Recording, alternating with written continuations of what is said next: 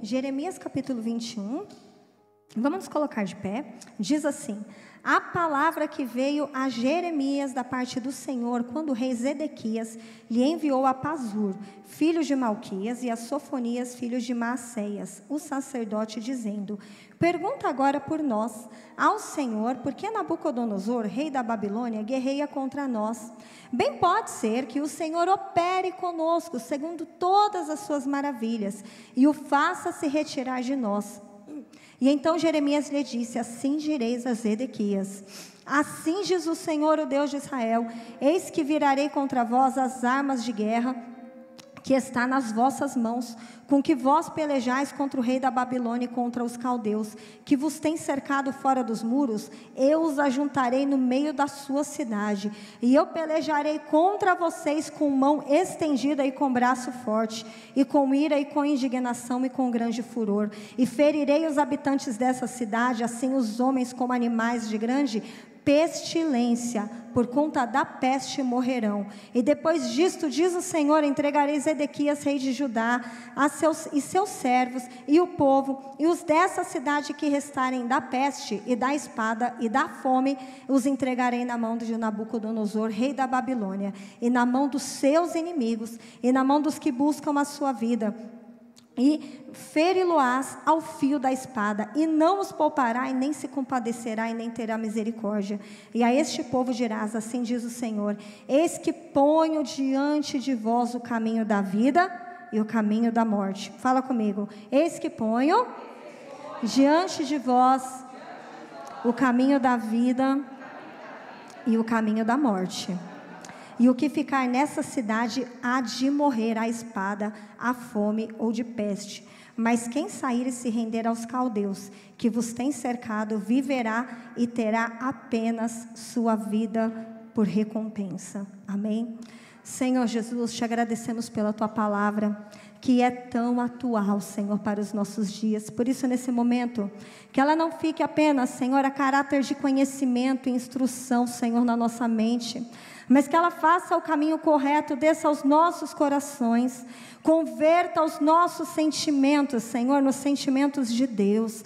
Mude o nosso espírito, Senhor, para que ele esteja alinhado à tua vontade, conectado ao céu, e que não venhamos ser mais um povo que espera a resposta de Deus, mas um povo que responde a Deus, um povo que te conhece, um povo que te teme, Senhor, um povo que tem um Deus que é por nós. Por isso, toma teu lugar, aquieta os corações, a mente, quebra, Senhor, toda seta maligna, Senhor, que veio para roubar a palavra, mas que ela caia nos corações e produza sementes a 100 por 1, Senhor, para amadurecermos, Senhor, e sermos a noiva que o Senhor vem buscar, que está pronta para se encontrar com o noivo, em nome de Jesus, amém, amém. Pode se sentar. E a gente gosta muito de falar, né? Se Deus é por nós, e quando Deus é contra nós? Não tem ninguém por você. A partir do momento que Deus é contra você, meu amado, não tem ajuda que vem de nenhum lugar. E é o que nós estamos vendo acontecer aqui nessa palavra de Jeremias.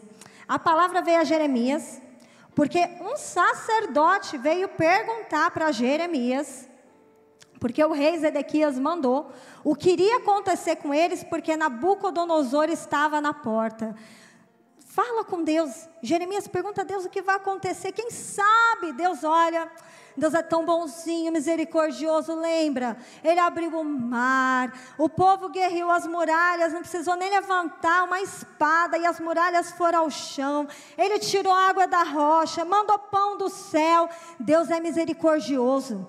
Quem sabe Deus venha pelejar essa guerra por nós. E Jeremias abre a boca e fala bem assim: manda dizer para Zedequias que essas armas que vocês apontam para os inimigos, Deus pegará essas armas e apontará contra vocês. E sabe os caldeus que estão rodeando a cidade? Deus vai colocar os inimigos no meio da cidade. E digo mais, o seu rei vai ser morto. E o que Deus manda dizer para o povo é: eu ponho diante de vocês o caminho da vida e o caminho da morte. Sabe qual é o caminho da vida? Se renda e se entregue a Nabucodonosor. Sabe qual é o caminho da morte? Fica nessa cidade, luta pela sua casa. Vocês vão morrer de peste, vão morrer de fome ou vão morrer na mão dos inimigos, ao fio da espada. Quem gostaria de ouvir essa profecia? Levanta a mão. Imagina você esperar uma palavra do Senhor e que Ele manda para você, que vai destruir tudo que você tem. Mas pensa que a gente chegou no fim de uma história, tem o começo. Não vou dizer que é o fim, mas é o meio de uma história, né? Porque ela ainda está acontecendo até a volta do nosso Senhor. Mas vamos dizer que nós estamos no meio. Se a gente rebobinar um pouquinho a fita, a gente falou uma palavra que eu acredito que vocês conheçam, mas não por conta de Jeremias. Nós acabamos de falar o quê? Eis que ponho diante de vós o caminho da vida e da... Aonde tem isso, meu amado? Lá em Deuteronômio capítulo 30. Vamos lá rapidinho ler Deuteronômio capítulo 30? É o 5º livro, amém?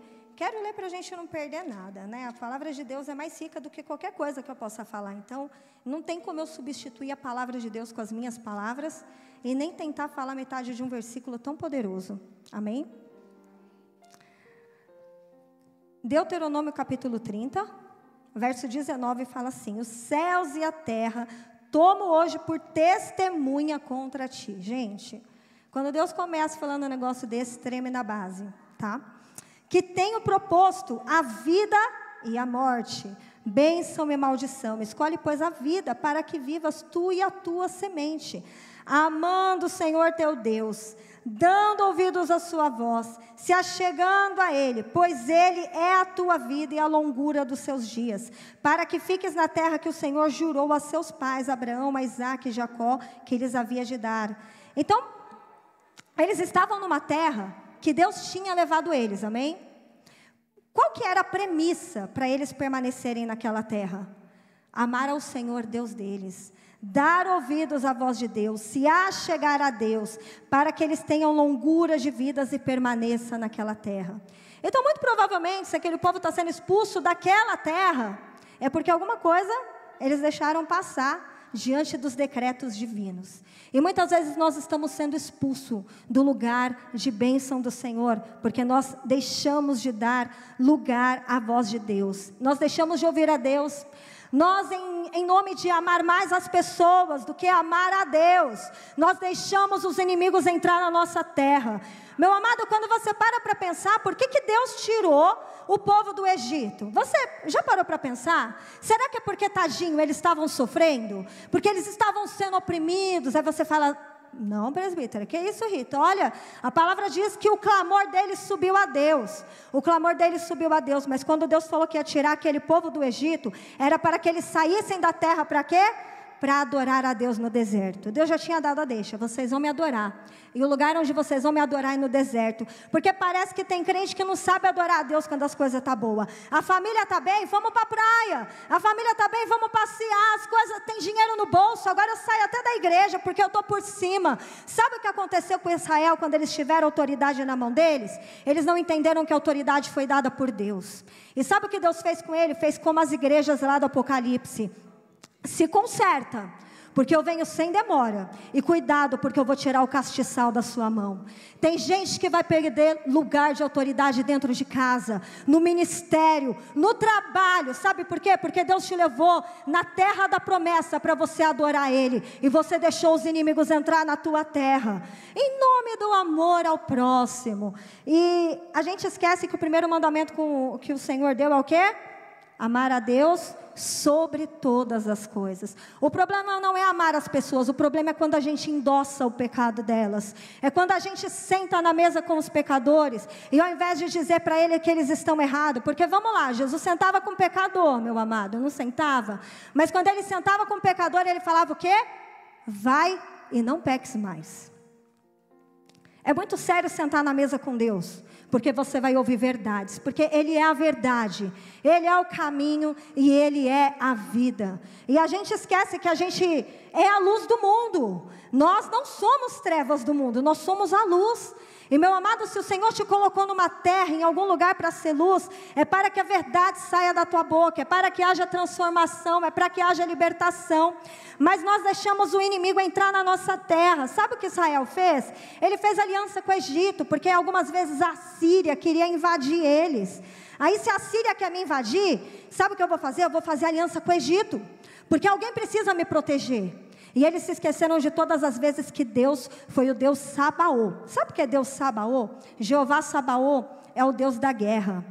E é engraçado, porque quando a gente pega Israel, eles eram um povo pequeno. Era um povo fraco. Você fala, nossa Rita, mas são 2 milhões do Egito. Gente, mas pega 2 milhões de escravos. Eles tinham medo da própria sombra. Eles não tinham competência para guerrear. Eles não tinham sabedoria para levantar uma espada. Eles não saíram munidos de armamento pesado. Eles saíram munidos do Senhor dos Exércitos. Sabe por que Deus pegou pessoas fracas para mostrar que Ele é forte? Sabe por que Deus pegou de 12 filhos de Jacó, uma galera meio desconjuntada? Quando a gente começa a ler sobre os filhos de Jacó, inclusive sobre Judá, gente, a galera era um pouquinho complicada. Mas foram eles que Deus levantou e deles fez uma grande nação. Porque Deus não precisa de pessoas perfeitas, Deus precisa de pessoas submissas. E aquele que não se submete diante da mão do Senhor, a palavra diz o quê? Que Ele resiste ao orgulhoso, mas Ele dá graça ao humilde. Cuidado.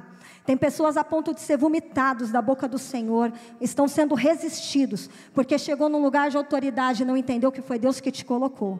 E o Deus que te colocou, Ele pode te tirar, e foi o que aconteceu com a nação de Israel. Israel insistiu em conviver com os inimigos. Quando Deus tirou do Egito, Ele falou o quê? Expulsa os inimigos da sua terra. Cuidado quem tem entrado na tua terra. Se a tua terra é lugar de adoração, meu amado, não tem como levantar um altar santo e um altar profano, porque Deus não divide a glória com ninguém. Cuidado com as suas amizades, cuidado com as suas conversas, cuidado com os seus companheiros de trabalho, porque se você é santo, você precisa se santificar ainda. Tem hora que você tem que falar, eu não vou falar sobre isso não, meu amado, desculpa, está falando mal do pastor Carlos? Não vou nem ouvir, porque eu não ouvi a versão dele. Está falando mal da pastora Fátima? Ó, dá licença, não vou ouvir, sabe por quê? Porque eu vou ouvir a versão dela. Vamos sentar nós dois? Aí eu te ouço. Mas cuidado, porque você tem emprestado o teu ouvido a Satanás, e é por isso que você tem ficado doente. Cuidado, porque você tem tomado a santa ceia indignamente, e é por isso que existem muitos que dormem e que estão mortos na fé. Por isso que tem gente que não aguenta a luta. Aí Nabucodonosor chega, aí você vai atrás do profeta, e ele não vai te falar nada. Aliás, se ele falar alguma coisa, e for um profeta de verdade, ele vai falar, põe tua casa em ordem, porque certamente você vai morrer. Que seja tempo de haver conserto na casa do Senhor. Eu acredito que você não veio no primeiro curso de 2024 para ouvir essa palavra. Mas a verdade é que Deus só exorta quem Ele ama. Tem mulher que até esconde dinheiro do marido, tem marido que esconde dinheiro de mulher. Gente, isso é pecado, isso é mentira, isso é espírito de engano. Isso é prostituição dentro de casa. Você ama mais o dinheiro do que teu marido. Sangue de Jesus tem poder. Tem gente que ajuda os outros e não conta para quem está dentro de casa. Ajuda as pessoas na rua, mas não ajuda os próprios filhos. Cuidado, meu amado, porque esse é espírito de engano dentro da tua família. A tua terra é santa, e se você levar mentira, não se surpreenda se o adultério chegar na tua casa. Não se surpreenda se teus filhos forem para o mundo, porque você pregou mentira e engano. Falou mal da tua liderança, falou mal dos irmãos da igreja. Pensa só, se todo dia eu falo mal da Aline para minha filha Rebeca, você acha que a Rebeca um dia vai se aconselhar com você, Aline? Jamais, né? Toma cuidado com o que você fala dentro da tua casa. Você fala, meus filhos saem da igreja, eu não gosto de pastor, não sei o quê. Porque lógico, meu amado, tua boca é maldita. Uma boca que só fala mal dos outros, é boca o quê? De maldição. E é isso que aconteceu com Israel. A partir do momento que eles começaram a deixar os inimigos de Deus. Que fique claro, as pessoas no mundo não são teus inimigos. Se você sentar para beber uma cervejinha com eles, meu amado, ganhou um amigo para a vida toda. Se a pessoa chegar e falar que está traindo a mulher porque a mulher é ruim dentro de casa, E você fala assim, nossa, tá certo também? Pelo amor de Deus, a mulher dele é complicada, é uma pessoa difícil demais, né? Como é que pode? O sangue de Jesus tem poder, tem que procurar outra mesmo. Você ganhou um amigo para a vida toda, você tem um parceiro para sempre. Pode ter certeza disso. Mas começa a falar a verdade do Senhor. Começa a santificar a tua casa para você ver o que Deus vai fazer. Muitas pessoas estão com Nabucodonosor batendo na sua porta. Sabe por quê, meu amado? Porque você deixou os inimigos entrar dentro da sua casa. Aqueles que são inimigos de Deus, inimigos da fé. Eu acho muito interessante porque, antes do culto, isso nem estava no meu esboço, pequenino. 2 Timóteo, capítulo 3, fala algo bem interessante. 2 Timóteo, capítulo 3, vocês não precisam abrir, acredito que os irmãos vão projetar aqui. Fala bem assim: sabe, porém, isso, que nos últimos dias virão tempos muito trabalhosos, porque haverá homens amantes de si mesmo. Aí vem uma lista: avarento, presunçoso, soberbo, blasfemo, desobediente de pai e mãe, ingrato, profano, sem afeto natural, irreconciliável. Você já pediu desculpa para alguém, meu amado, que não te desculpou? É caráter dos últimos dias, irreconciliáveis. Caluniadores, incontinentes, cruéis, sem amor para com os bons. E segue uma lista. E é engraçado que o primeiro item da lista é amantes de si mesmo. A gente vai aprendendo que muitas vezes eu não gosto de me opor ao pecado da pessoa porque eu não quero fazer inimizade. Mas não se engane, amizade com o mundo é inimizade com Deus. Muitas vezes não é porque eu não quero ferir a pessoa. Talvez o pressuposto primário, quando eu não falo a verdade para alguém, é porque eu não quero ferir ela, mas na verdade é porque eu não quero me ferir, porque eu sei que existem muitos lugares que se eu entrar falando a verdade do Senhor, eu vou entrar em guerras. Mas, no começo da palavra, o que nós falamos? Se Deus é por nós, quem será contra nós? Cuidado, porque se você for contra Deus, você não tem ninguém do teu lado. E tem hora que nós devemos ter o posicionamento de cristão.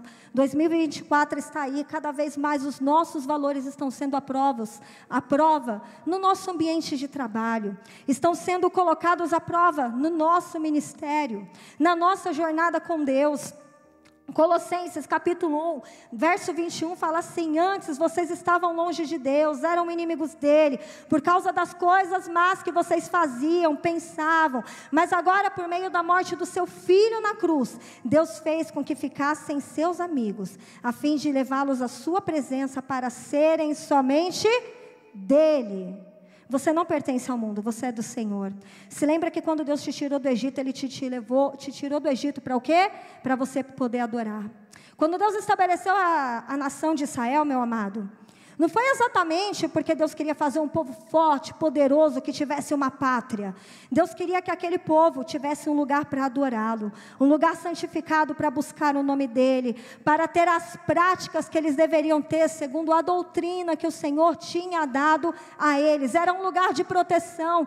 Tanto é que quando eles foram levados cativos para a Babilônia, não tinha templo, não tinha sacrifícios. Foram instituídas as sinagogas, mas ainda assim, nas sinagogas, não era qualquer pessoa que entravam, eram alguns homens proeminentes das famílias que lideravam, não eram sacerdotes, não eram levitas, os escribas, conhecedores da lei. Eu quero dizer que quando a gente é arrancado do lugar de descanso, nós somos impedidos de adorar a Deus, e quando você é impedido de adorar a Deus, meu amado, as bênçãos não te alcançam, mais do que as bênçãos, o cuidado de Deus, porque você pode não ter pão na tua casa, que está no teu armário, mas ele pode cair do céu.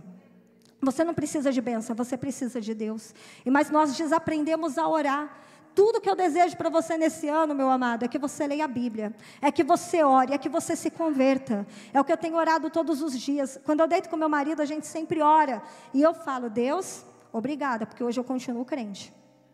Porque parece fácil, mas olha para as cadeirinhas do teu lado, quanta gente desistiu na caminhada. Ai, mudei de igreja. Ai, fui para tal lugar. Meu amado, quando você desiste do lugar onde Deus te plantou, vai ter morte. Fala para o irmão do teu lado: sai, que você vai morrer. Seja da tua família, seja do trabalho onde Deus te colocou. Tem gente que quer conforto no braço de uma mulher estranha. Ah, meu amado, não vai ser feliz não. É questão de tempo para a conta chegar. Quer ser feliz com os amigos na rua, bebendo no bar. Quer ser feliz, meu amado, vendo TV. Quer ser feliz. Longe da presença do Senhor não tem felicidade. E é muito sério, porque aquele povo foi a Deus, sabe por quê? Porque eles sabiam que Deus era a fonte de águas vivas. Ele era manancial. Salmo 36, verso 9. Quem quiser pode abrir e fala bem assim: em ti está a fonte da vida. Dependendo da sua versão, tem uma palavra muito melhor e que vem do hebraico e eu gosto muito. Em ti está o manancial da vida. Sabe o que é manancial?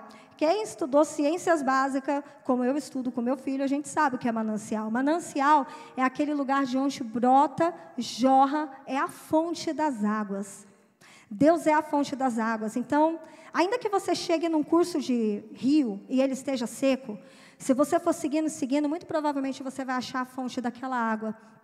E ainda que ela não esteja jorrando tão forte, ou talvez por conta do calor, do intemperismo, dos tempos difíceis, de seca, talvez aquela água não deu conta de encher toda aquela terra, porque a terra estava tão seca.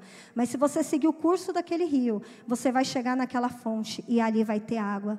Eles sabiam que Deus era a fonte de água, e ainda que aquela terra estivesse seca, eles sabiam para onde eles deveriam voltar. Tem hora que a gente tem que ir para a fonte que é o Senhor. A gente tem que sair dos nossos sentimentos, das pregações do YouTube, das teologias baratas, meu amado, e a gente tem que pôr o joelho no chão.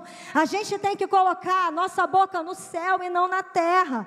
Mas a palavra que diz que Jesus é a fonte, que Deus é a fonte inesgotável de vida, também usou Jeremias no capítulo 2, verso 13, para dizer bem assim: o meu povo cometeu 2 crimes.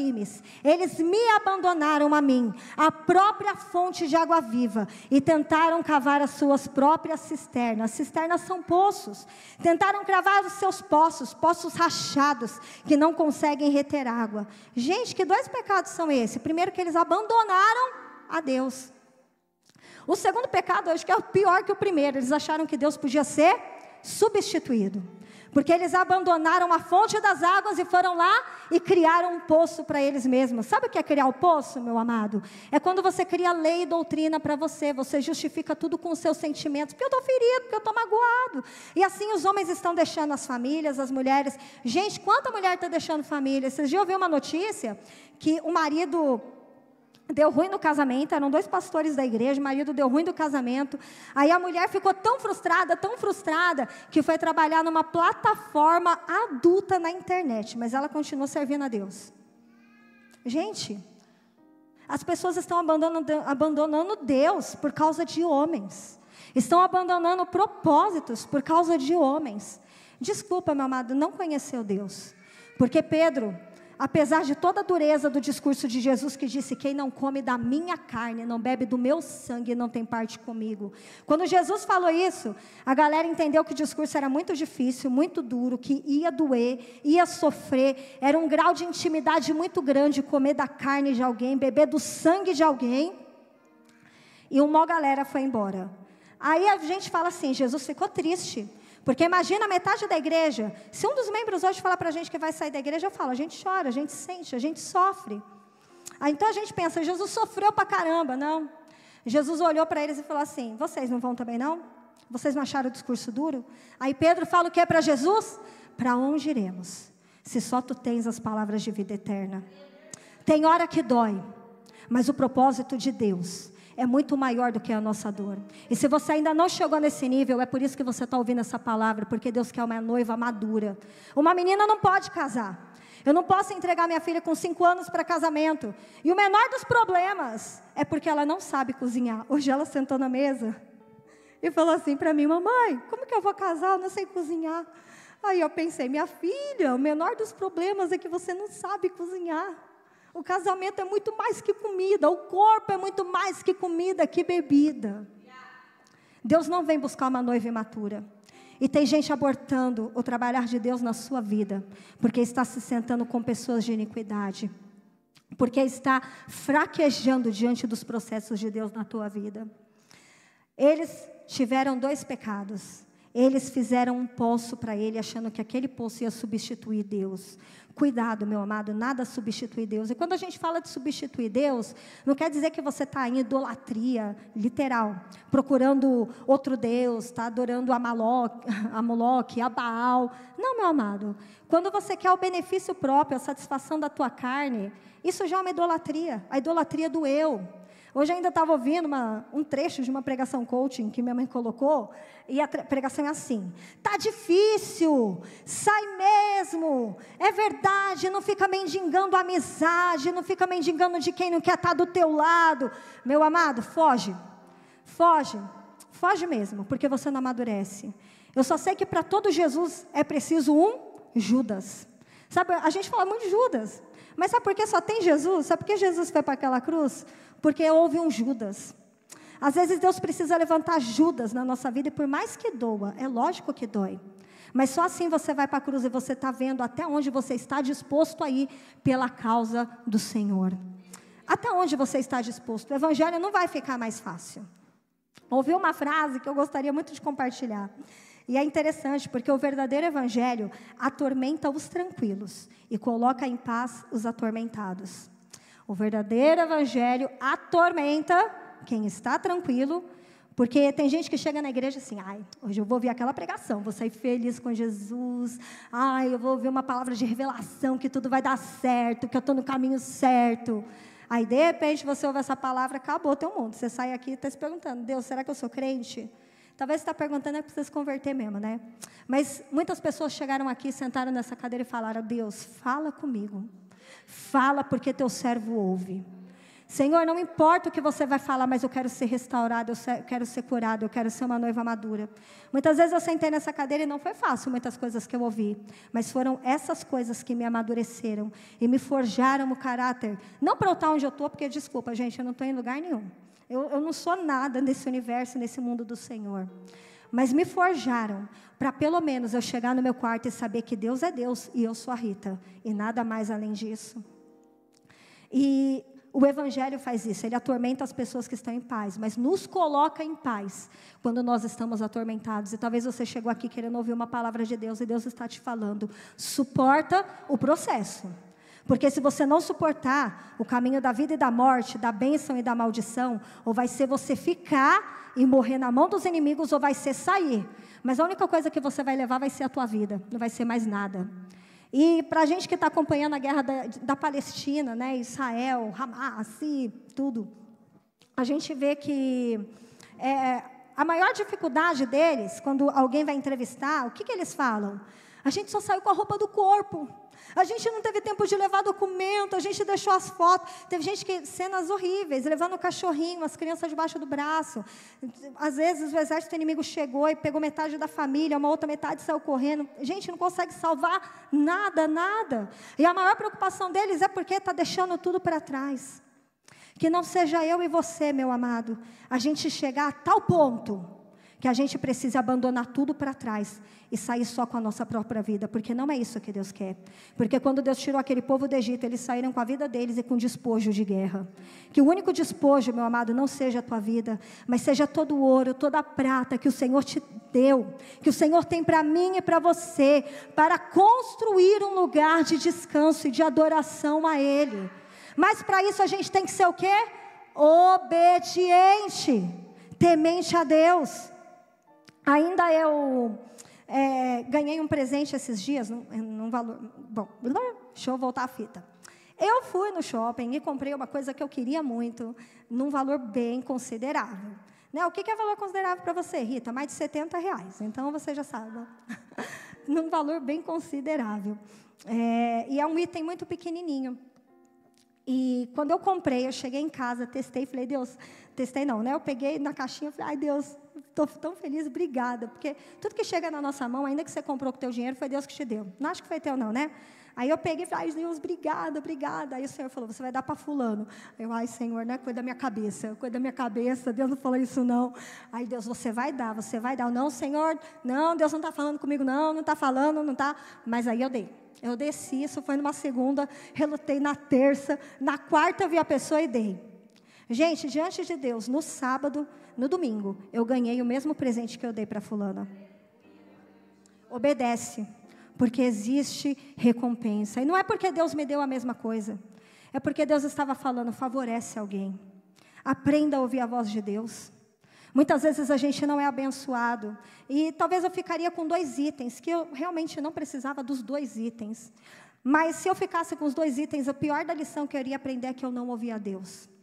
Eu acho que a melhor coisa que tem é quando a gente ouve a Deus, ainda que a base da renúncia. A gente tem dificuldade de renunciar, mas a gente tem que aprender a renunciar. E o que Deus quer que você renuncie, meu amado? Tem gente que acha que Deus quer que você dê o carro. A nossa igreja, para os novos que estão aqui, a gente não pede carro, a gente não pede casa, a gente não pede que você faça voto de R$1 milhão no altar, de R$100, de 200. Não somos esse tipo de igreja. Mas uma coisa que a gente vai pregar, e a palavra nos ensina, é que a gente deve renunciar à nossa vontade, o nosso eu, o nosso orgulho. A gente aprende a partir da palavra que se você desceu, Deus vai te botar mais lá embaixo. Porque... vamos lá, se João Batista falou que viria Jesus, que ele não era digno nem de desatar a correia da sandália dos pés de Jesus, quem sou eu? Quem sou eu?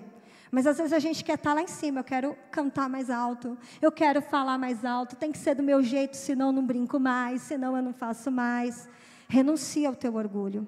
Porque se você não renunciar ao teu orgulho, meu amado, pode renunciar amanhã, pode ser daqui 10 anos, mas um passo em falso. Todo plantio tem uma colheita. Meus filhos sabem muito bem disso. Domingo, foi muito engraçado. Foi segunda, que estava meu sobrinho lá, o Luca, o Felipe, as crianças tudo, né? E eu sempre falo para o Felipe e para a Rebeca o quê? Que quem planta, colhe. Meus filhos já sabem. Quem planta, colhe. Porque um gosta de dedurar o outro ali. Eu falo, quem planta, colhe. Quem planta, colhe. E na segunda-feira eu estava o Felipe, as crianças tudo brincando, e ele chegou lá para meus primos e falou assim, o Luca falou tal coisa. Aí eu falei assim, menino, ele tem pai, deixa ele. Eles que educam, eles que fazem, né? Porque criança é tudo cagueta. Aí... passou, eu falei, olha, Felipe, quem planta, colhe, quem planta, colhe. Aí ontem, o Felipe estava falando não sei o que na sala, e veio a Rebeca correndo, toda feliz, e contou o que o Felipe tinha falado. Aí eu olhei, a única coisa que o Felipe chegou lá no quarto, eu falei, meu filho, quem planta, colhe. Cuidado com o seu plantio, porque plantar não é obrigatório, mas a colheita é. Cuidado com a tua boca, cuidado com o seu ouvido, cuidado com os seus pés, aonde você está pisando, porque isso pode atrair maldição. E ainda que não seja hoje, tem árvores que demoram 10, 20 anos para florescerem, mas elas florescem. Tome cuidado com o que você está plantando. Aquele povo não sabia o que eles estavam plantando, parece que passou 70, 80, 90, 100, 200, 400 anos de história, até que o juízo de Deus chegou até a casa de Israel. Sabe qual é o problema quando o juízo de Deus chega na nossa casa, meu amado? É que até as pessoas inocentes sofrem, mas eles não estão isentos do juízo de Deus. Fala comigo, não é porque é espiritual, mas é porque aprendi que é pedagógico. Ainda que... vamos lá, gente. Ainda que o pecado seja de uma liderança, de uma autoridade, os inocentes perecem. E isso é muito sério. A gente vê isso acontecendo com a família de Noemi. Quem conhece a história de Ruth, Noemi, Elimeleque? Ninguém conhece Elimeleque, né? Mas Elimeleque era o pai da família, gente. Mas que ele morreu tão rápido, né? Que não dá tempo de saber qual é a história. O homem morre nos 3 primeiros versículos. Vamos lá. Ruth, capítulo 1. Ruth, capítulo 1. Noemi e suas noras, Orfa e Ruth. Gente, o cara era tão importante que o nome dele está no começo, né? Só que não. Sabe o que quer dizer Elimeleque? Deus é meu rei.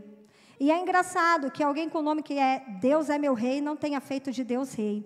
E sabe o que é mais engraçado? O livro de Juízes, o livro anterior ao livro de Ruth, termina dizendo bem assim, que Israel era uma nação sem rei. E por isso cada um fazia o que era bom aos seus próprios olhos.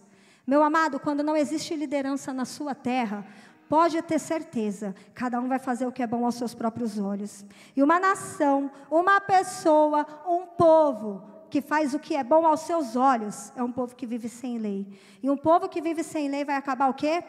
Morto numa vala. Sai daqui, assalta um banco, ou para um carro no meio da rua, tenta assaltar e você vai ver o que acontece. Quem não vive sob lei, meu amado, acaba morto numa vala. E quando eu falo a lei, você fala a lei de Deus, mas a graça não tem lei. Não, meu amado, sabe por que a graça não tem lei? Porque os mandamentos de Deus não são penosos para nós. Nós não olhamos o não matarás como uma lei, a gente vê como uma coisa natural. Por que eu vou matar alguém? Não faz sentido eu matar, Deus é amor. Então a lei de Deus não se qualifica como lei para o cristão, porque ele não é penoso. Lei é aquilo que tem que ser imposto. E quando Jesus chega na nossa vida, não existe imposição, existe amor, existe adesão. Porque a gente ama o que Deus ama e a gente despreza o que Deus despreza. Ruth capítulo 1 fala o quê? E sucedeu que nos dias em que os juízes julgavam, olha só, tinha juízo na terra? Tinha, mas aquele povo estava debaixo do juízo de Deus.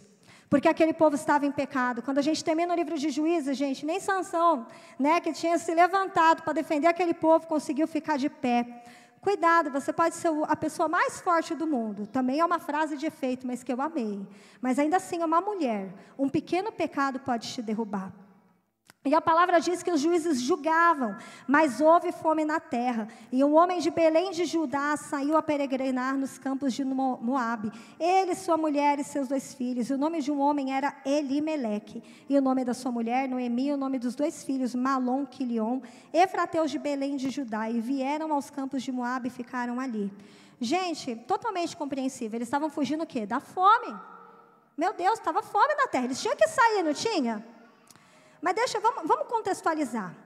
Se eles eram de Belém de Judá, então eles receberam terras de possessão. Certo ou errado? Teve divisão de terras, né? Josué chegou, conquistou a terra e provavelmente os antepassados deles conseguiram um pedaço de terra e habitaram ali. Mas quem deu a terra foi Josué ou foi Deus? Foi Deus. Aí os tempos difíceis chegaram. O que aquele homem fez? Deus, estou fora, obrigado pela terra, mas eu vou para Moabe. Ainda que Moabe seja um lugar de idolatria, um lugar de prostituição espiritual, um lugar de adultério. A terra que você me deu não dá mais comida, então eu estou fora dela. Isso é o reflexo de um povo que não conhece um Deus que pode fazer sair água da rocha e cair pão do céu. É um povo que negocia os valores, sai dos propósitos, por um punhado de comida, que no final acaba se tornando veneno. Porque quando você continua lendo a palavra do Senhor, Elimeleque, que tem a tradução do nome dele, literalmente, Deus é o meu rei, Jeová é o meu rei. Ele não fez de Deus o rei dele, porque nem orou. Aqui não faz menção de um povo que buscou direção de Deus para onde deveria ir. Eles simplesmente saíram. Se Moabe tem comida, é para lá que eu vou. Cuidado, você está trocando lugares, talvez que você considera estéril, mas é a terra que Deus está forjando o teu caráter, Ele está te fortalecendo, para que você chegue em lugares maiores. E volto a dizer, os lugares maiores, né, aquele lugar de honra, para quem te viu passar na prova e não te ajudou, quando vê você... Gente, o louvor da vingança não cola com um cristão de verdade, né, misericórdia, não. O lugar de honra é um lugar mais perto de Deus. Porque a melhor coisa de ser forjado por Deus é porque você aprende a ouvir a voz dEle. É porque você sobe no monte, você consegue ver Ele. É quando você chega no lugar que muita gente desistiu, mas você fala, eu vou continuar lá, até te encontrar. Mas Elimeleque fez o quê? Furtou os planos de Deus. Porque, gente, tinha mulher e filhos, ele tem que cuidar da casa dele, né? Às vezes a gente quer justificar as horas extras no serviço, porque eu estou cuidando da minha casa. Mas talvez você está sendo um pai ausente. Você está deixando de ensinar a tua filha como um homem deve se comportar, como uma esposa deve se comportar, porque você está na rua cuidando da família dos outros e não está cuidando da sua casa. Meu amado, a gente acredita que nós temos um Deus de provisão, ou a gente vai continuar trabalhando pelo pão de dores, suando o rosto. Como diz a pastora, o suar do rosto é para o homem caído. Eu não preciso suar, porque eu sou um homem regenerado. Meu Deus faz sair água da rocha. E eu não estou fazendo apologia para ninguém não trabalhar, não. Eu estou falando para você parar de trocar as coisas de Deus pelas coisas do mundo. Porque se a tua casa crescer sem marido, crescer sem pai, crescer sem esposa, você vai ver os danos na sua geração. Se não tiver ninguém para ensinar a tua filha como um homem de verdade deve ser, ela vai casar com qualquer tranqueira. O que a gente mais está vendo é o que, gente? Feminicídio. O que a gente mais está vendo é filho matando pai, pai matando filho. Gente, estamos vivendo em situação de caos, de desordem moral, espiritual. porque a gente não aguenta processos, porque a gente prefere levar a família para a Disney, a gente prefere levar a família para um passeio bem rico, para um restaurante caro, comer todo dia no McDonald's, ter dinheiro para pizza, do que a gente estar na presença de Deus. Uma igreja imatura, um povo imaturo não suporta processo, mas é tempo de amadurecimento, é tempo de crescimento, antes que Nabucodonosor bata na nossa porta. Temos trocado o lugar de descanso em Deus para descansar no diabo. Literalmente, o diabo não é descanso. Na verdade, Satanás, ele tem a fala mansa. A gente acha que os inimigos de Deus é quem está gritando, é quem está farroando, é quem está em pecado e você vê, consegue identificar. Não, aquele ali é uma prostituta, aquele ali é um adúltero, confesso, né? Mas a verdade é que a serpente chegou perto de Eva, gente, e ela não gritou. A fala da serpente foi mansa. A fala da serpente foi calma. A tal ponto de endossar, de conseguir levar Eva e conseguir levar Adão para o seu caminho.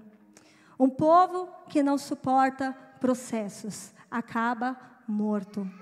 E a gente fala, por que Deus colocou aquela árvore no jardim do Éden?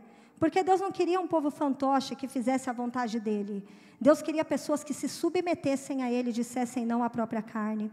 Mas nós temos dificuldade em dizer não à nossa carne. Nós queremos viver para o nosso eu. E tem muitas pessoas, assim como Noemi, que teve que enterrar o marido, enterrar os filhos. Tem homens enterrando as mulheres, porque abandonaram elas.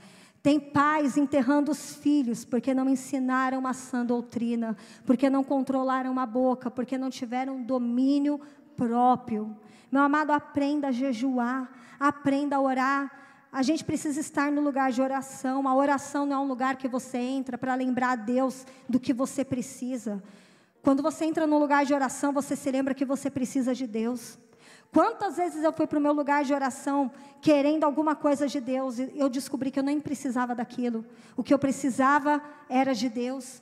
Muitas vezes queremos fugir, a gente quer fugir até da igreja, porque está difícil.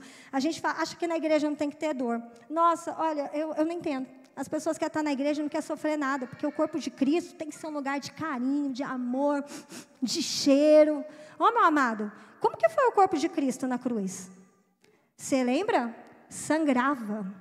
O corpo de Cristo estava ferido. Olha para o irmão do seu lado, ele tem dor, ele se fere. Mas se você sair do lado dele, talvez ele não aguente a batalha.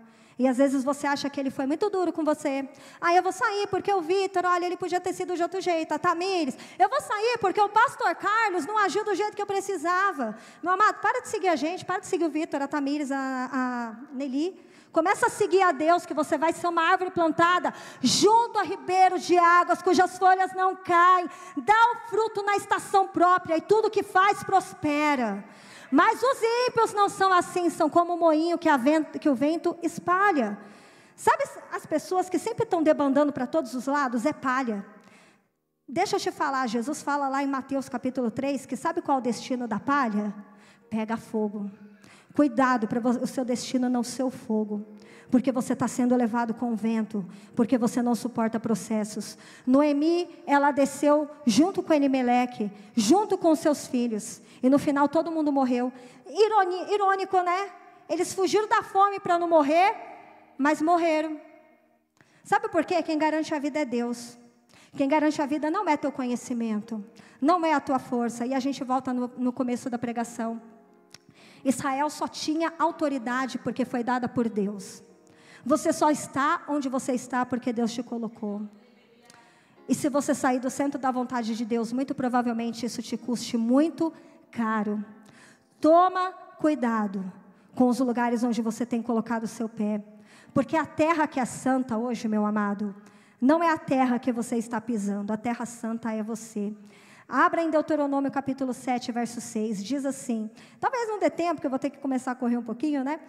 Deuteronômio capítulo 7, verso 6 diz assim, pois tu és um povo consagrado a Yahvé seu Deus, foi a ti que o Senhor teu Deus escolheu dentre todos os povos sobre a face da terra, para ser o seu povo querido, o seu tesouro pessoal. Olha para o seu irmão e fala: você é o tesouro de Deus, você é a terra santa, e quem é santo, santifica-se mais ainda, e como tesouro do Senhor. Muitas vezes, meu amado, a gente pode se sujar, se contaminar com as coisas desse mundo. Às vezes quem tem joia muito tempo guardado, até mesmo bijuteria, mulher já passou muito por isso. Quando você vai tirar a bijuteria da caixinha de joia, o que acontece às vezes? Ela está preta, não está preta, está esverdeada. Aí o que você tem que fazer? Você tem que jogar um produto químico, você tem que praticar uma limpeza bem corretinha nela ali, para você conseguir restaurar aquela joia. Só que a palavra do Senhor fala que nós somos ouro, e ouro você só trata onde? No fogo. E talvez você esteja no fogo do Senhor, mas é porque você tem valor e Ele quer te refinar.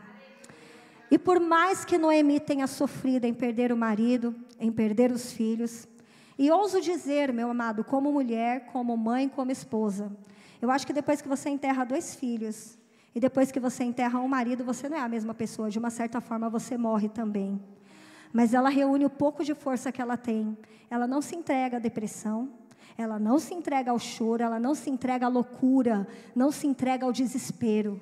Ela reúne forças, sabedoria do alto, e fala assim para as noras dela: olha, vai para a terra de vocês, porque ainda que eu tenha filhos, vocês não vão ter como casar. Volta para os pais de vocês, para vocês conceberem novas núpcias, casarem novamente. E a gente conhece a história. Ruth fala: eu vou para onde você for, o teu povo será meu povo, o teu Deus é o meu Deus. E a partir daquele momento, aquilo que era uma maldição se tornou em bênção.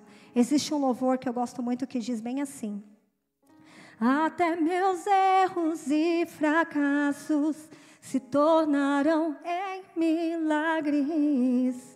Nós temos um Deus que pega os nossos erros e os nossos fracassos e transforma eles em milagres.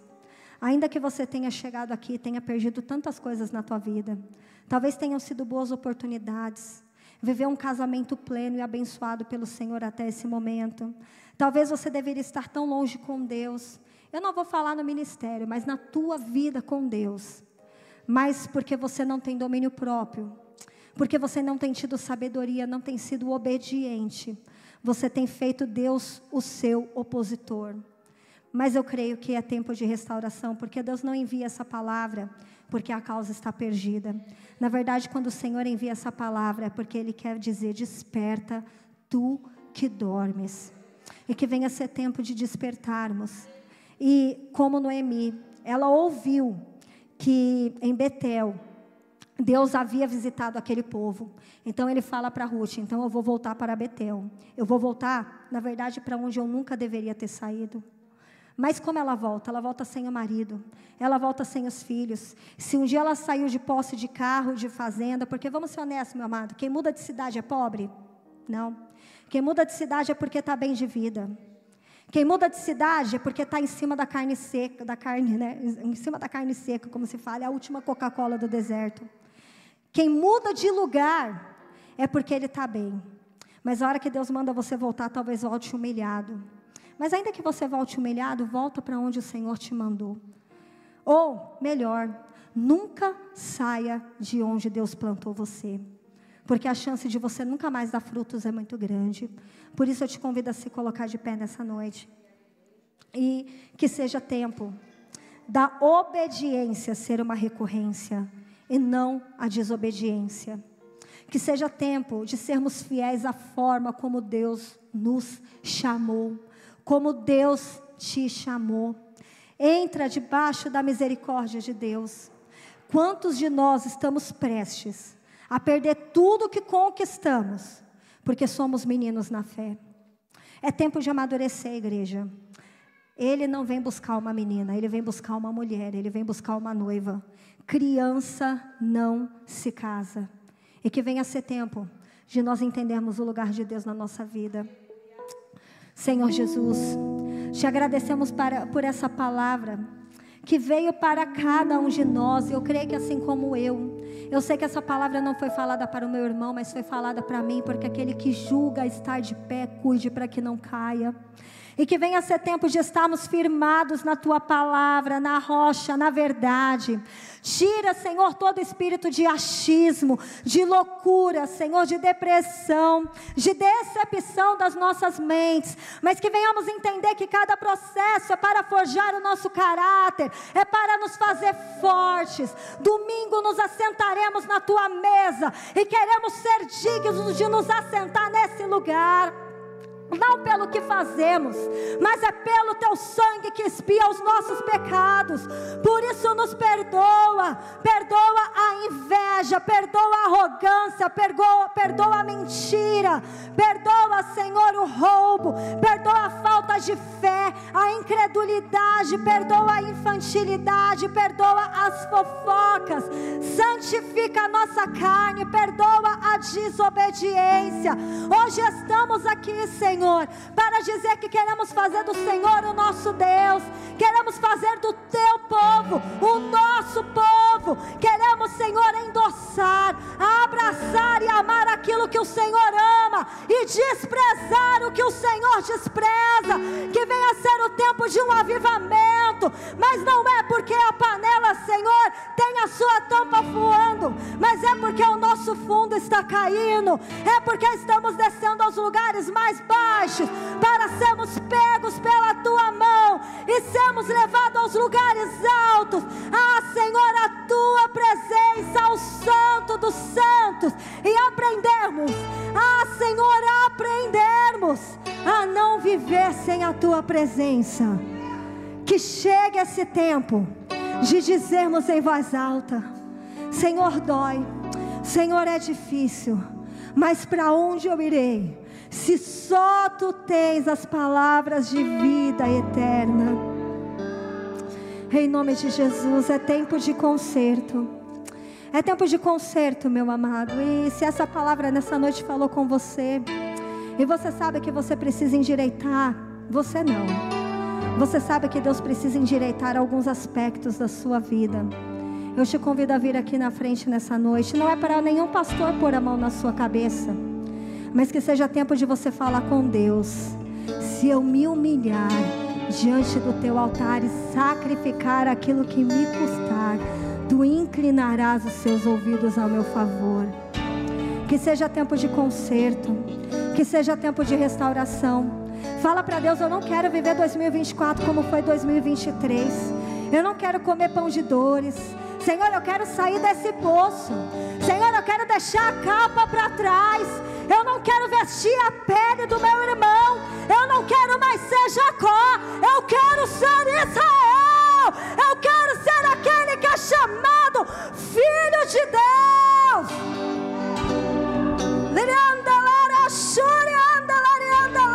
Santifica, santifica o Teu povo, nos santifica, Deus.